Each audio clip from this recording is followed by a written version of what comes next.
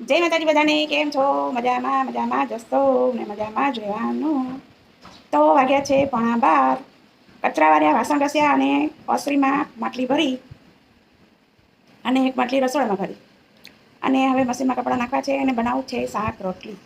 આજે તો ડુંગળી ગાંઠિયાનું શાક બનાવવાનું છે. ડુંગળી ગાંઠિયાનું શાક હોય, બાજરાનો રોટલો હોય, તરેલા મરચાં હોય અને છાશ, ઠંડી ઠંડી કુલકુલ. વાવ, મજા જ મજા. પણ આજે તો અમારે ઘઉંની રોટલી કરવાની છે, કારણ કે અમે ઘઉંની રોટલી સવારમાં કરી અને બાજરાના રોટલા સાંજે કરીએ.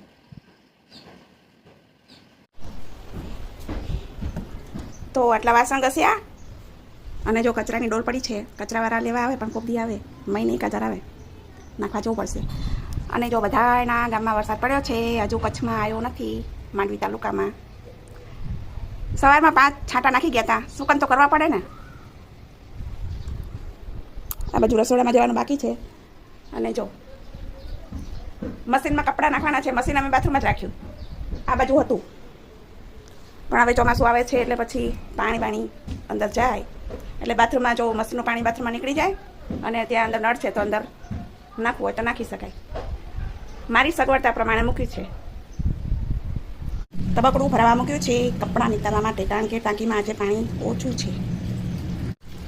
ખારેક ખાઉં છું, જો મીઠી છે કચ્છની.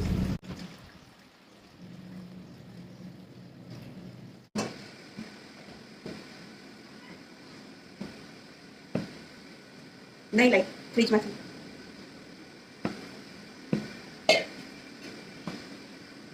જો આપણે તો બેસી ગયા જમવા.